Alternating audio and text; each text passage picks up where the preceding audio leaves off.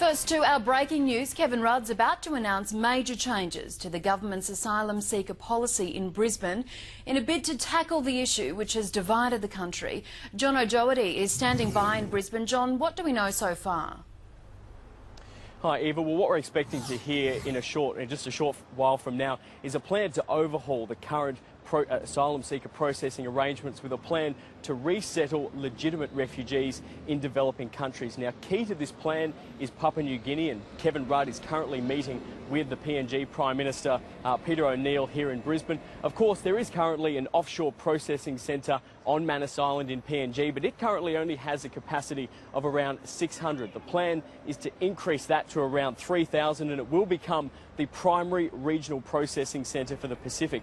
And rather than just processing asylum seekers there and resettling legitimate refugees in Australia, the plan is that they will be resettled in other countries, including Papua New Guinea. Now, elements of this plan do look a little bit like the Malaysia solution, particularly when it comes to the deterrence factors. The plan is that no longer will people smugglers have a product to sell because they won't be able to promise asylum seekers that by getting on a boat they will end up in Australia. So it removes that incentive for people to put their lives at risk at sea. Now, this deal that we understand has been struck between Kevin Rudd and Papua New Guinea. We understand that happened when Mr Rudd was up in PNG earlier this month. You would expect that PNG will be wanting some incentives for all of this. We've heard talk that there may be some infrastructure spending, including funding for a new hospital. We'll find out all those details during the press conference. Tony Abbott, meanwhile, isn't waiting for the formal policy announcement. He says that Australians should be sceptical, and of course he blames Kevin Rudd for the asylum seeker crisis. Let's hear a little bit of what the opposition leader had to say just a short time ago. I think the public are entitled to be very sceptical of Mr Rudd when it comes to these policy issues. Let's face it, Mr Rudd put the people smugglers back into business back in August of 2008 when the government he then led abolished the Howard government's successful Pacific solution. John Howard found a problem, created a solution.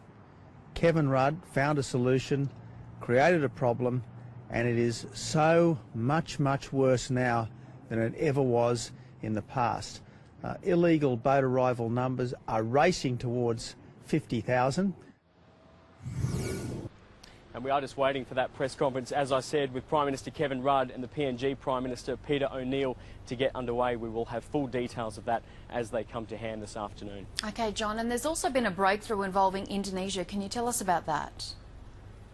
Yeah, this is quite a significant development, Eva. At the moment, when people travel from Iran to Indonesia, they've been able to get a visa when they've arrived. Going forward, they will need to have a visa before they arrive in Indonesia. Now, the thinking behind this is that if you make it more difficult for asylum seekers to travel to Indonesia, to get into Indonesia in the first place, then it's more difficult for them to subsequently get on a boat, try and travel to Australia and put their lives at risk. Now, this is a change that has been welcomed from both sides of politics.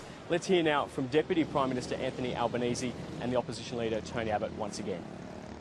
What it will do is stop the transit traffic to go from, say, Iran, Middle East, Indonesia, get your visa on arrival and then have already pre-organised a people smuggler to put you on a boat. That will be far more difficult if there's not an automatic transit through Indonesia. It's an example of good cooperation. This is a step in the right direction. It's long overdue, but it is a step in the right direction. If it becomes more widespread, no doubt that will be helpful. So we are looking at some fairly major changes to Australia's asylum seeker policy. As I said, we are waiting for that press conference to get underway and we'll have details throughout the afternoon. Eva? Busy day in politics, John. Thank you.